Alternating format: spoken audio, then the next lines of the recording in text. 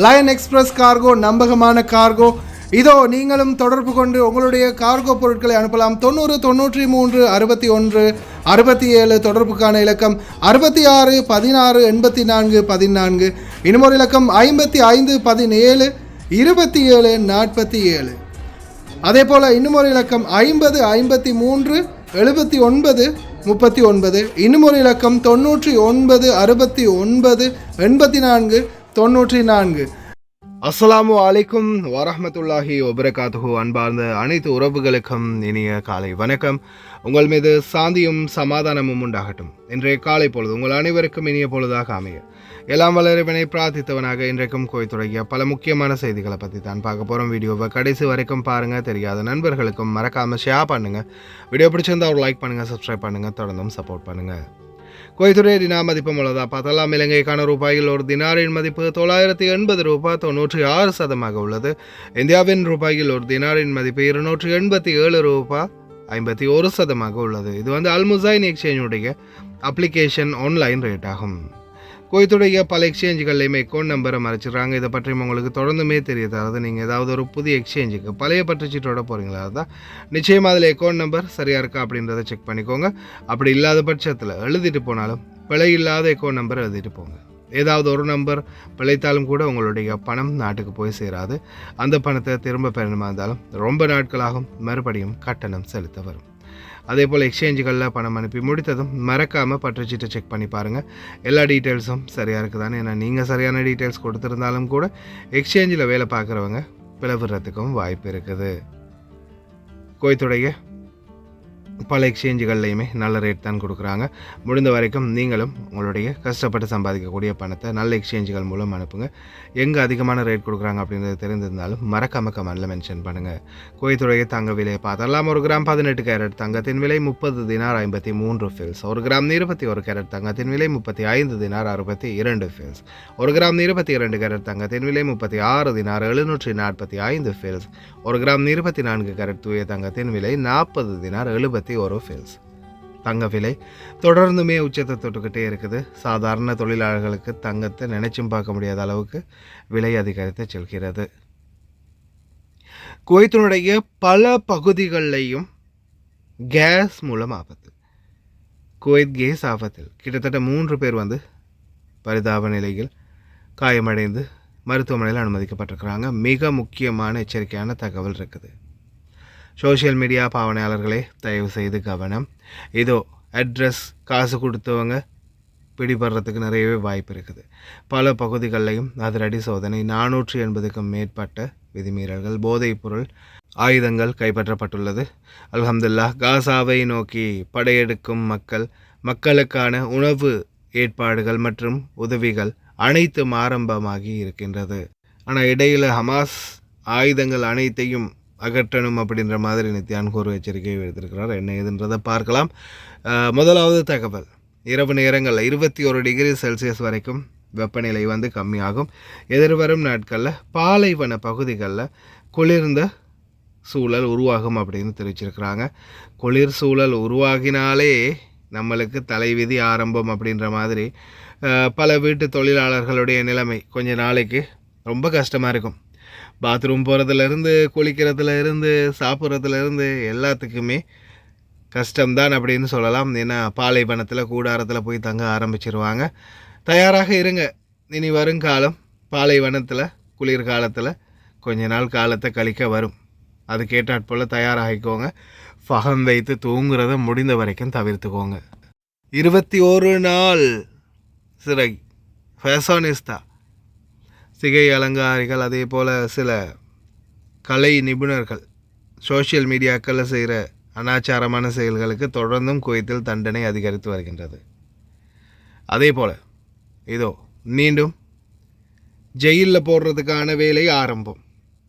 குறிப்பாக அட்ரஸ் பணம் கொடுத்து அட்ரஸ் புதுப்பிக்கிறவங்க நிறைய பேருக்கு இனி வருங்காலங்களில் பிரச்சனை ஆரம்பமாகும். ஏன்னா இது சம்பந்தமான இந்த அட்ரஸ் சேஞ்ச் பண்ணக்கூடிய அந்த டீமில் பலரையும் கைது பண்ணியிருக்கிறாங்க. பாசி public authority for civil information என்ன சொல்கிறாங்கன்னா, நீங்கள் உங்களுடைய சிவில் ஐடி நீங்கள் எங்கே இருக்கிறீங்களோ, எங்கே தங்கி இருக்கிறீங்களோ அந்த அட்ரஸில் தான் நீங்கள் உங்களுடைய சிவில் ஐடியில் அட்ரஸை புதுப்பிக்கணும். அப்படி இல்லாமல் பணம் கொடுத்துருந்தீங்கன்னா சட்ட சிக்கல்களுக்கு நீங்களும் முகம் கொடுக்க நேரிடும். நாடு கடத்தலாம் அல்லது சிறை தண்டனை கூட வரலாம் அப்படின்ற மாதிரி தெரிவிக்கிறாங்க. அதே மாதிரி விரைவிலேயே பல அப்பார்ட்மெண்ட்களில் சோதனைகள் நடந்துக்கிட்டு தான் இருக்குது. விரைவிலேயே ஒவ்வொரு அப்பார்ட்மெண்ட்கள்லையும் சோதனை பண்ண ஆரம்பிச்சிட்டாங்கன்னா அந்தந்த அட்ரஸில் உரிய ஆள் இல்லாத பட்சத்தில் ஆன்லைன்லேயே ஆப்பு வச்சுருவாங்க. ரொம்ப கவனம்.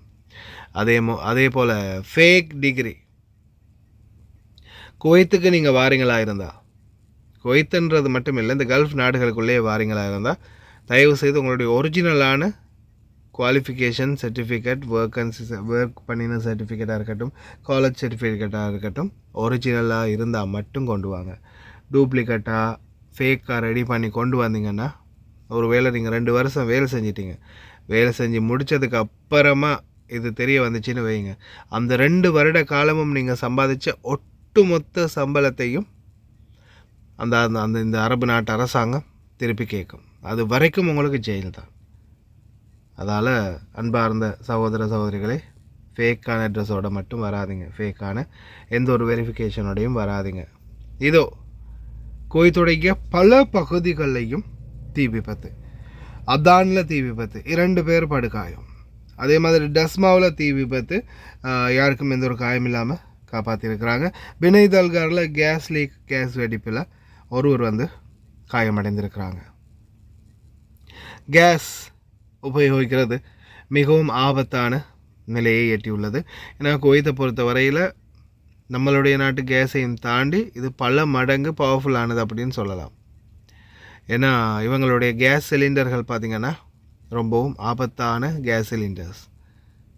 நிறைய பேர் இந்த வீடுகளில், கடைகளில் வேலை செய்யக்கூடியவங்க, கேஸ் சிலிண்டர் உபயோகிக்கக்கூடியவங்க தயவு செய்து ரொம்ப கவனம். அதே மாதிரி தான் இந்த வீடுகளில் இருக்கக்கூடியவங்க, சின்ன பிள்ளைங்கள் அதிகமாக இருக்கக்கூடிய வீடாக இருக்கலாம், அல்லது பெரிய ஆட்களே சில நேரங்களில் கேஸ் அடுப்பில் எதையாவது வச்சு சமைப்பாங்க. ஒரு வேளை அந்த சட்டியை தூக்கும் போதோ அல்லது ஏதாவது பண்ணும்போதோ, இல்லை சமைச்சு முடிச்சுட்டு அவங்க எடுக்கும்போது சில நேரங்களில் லோ ஃப்ளேமில் வைப்பாங்க இல்லையா, நெருப்பை குறைச்சி வைக்கும்போது என்ன ஆகும், நெருப்பு ஒரு வேளை காற்றுக்கு சரி அணைஞ்சிரும். அப்போ அவங்க அடுப்பு எரியலை தானே, என்ன அப்படியோ கேஸ் திறந்துருக்கும் போதே விட்டுட்டு போகிறதுக்கு வாய்ப்பு இருக்குது. அதால் கூட நிறைய ஆபத்துக்கள் வரலாம். கேஸ் அடுப்பு எரிக்கிறதுக்கு முன்னாடி கதவெல்லாம் திறந்து காற்றோட்டமாக்கிட்டு அதுக்கப்புறம் அடுப்பு எரிங்க. சூச்சை எப்பயுமே இரவுகளில் பார்த்துக்கோங்க, ரொம்ப கவனம்.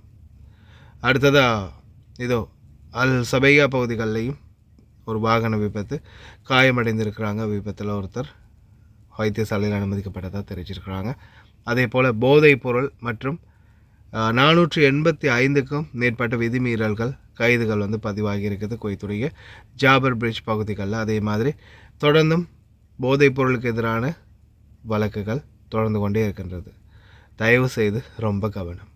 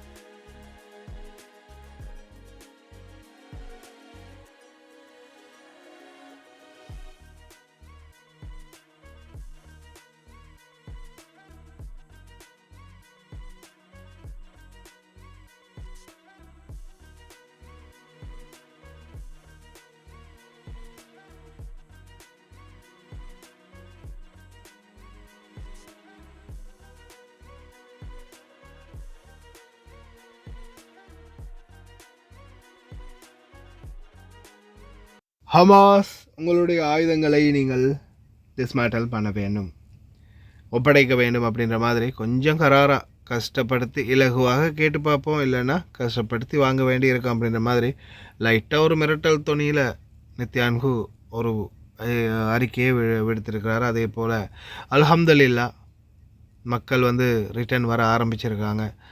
ஆனால் மனசு அந்த இடம் கொடுக்குதே இல்லை. எப்படித்தான் இந்த மக்கள் வந்து அந்த அளவுக்கு ஈஸியாக எடுத்துக்கிறாங்கன்னே தெரியலை. ஆனால் பார்க்குற நம்மளுக்கு மனசு அப்படியோ பதறுது. பல சொத்துக்கள், பல உடைமைகள் எந்த அளவுக்கு மோசமாக செதஞ்சு போயிருக்குன்னு பாருங்கள். இந்த யுத்தத்தில் அந்த மேப்பே இப்போ மாற்றி அமைச்சிருக்குது.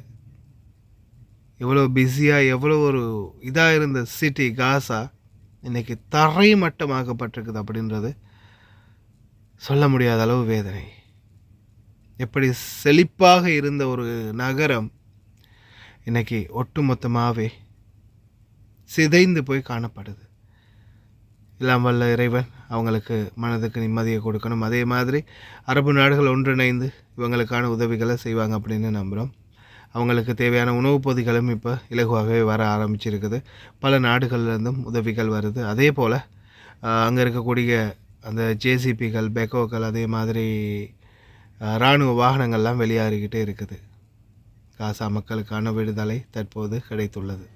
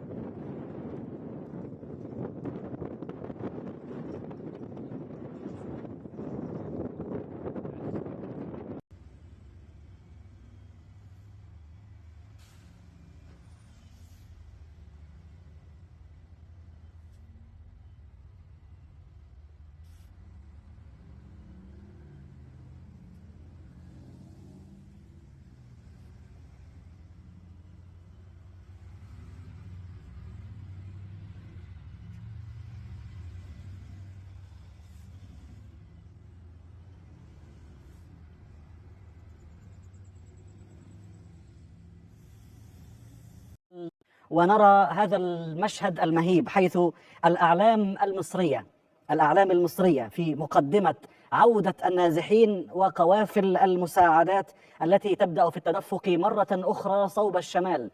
هذا المشهد مشاهدين التي نراه الآن، الأعلام المصرية تتقدم، وحتى يعني هذا المشهد العفوي، المواطنون الفلسطينيون العائدون الذين يتشبثون بهذه السيارات التي يرفع عليها العلم المصري عودة من خط الجنوب أو من خط النزوح جنوبا وحتى شمال القطاع. ترفع الأعلام على هذه الشاحنات وعلى هذه القوافل التي تقود المساعدات، وترفع حتى على سيارات المواطنين الفلسطينيين كما لاحظنا في أول مشهد أذعناه.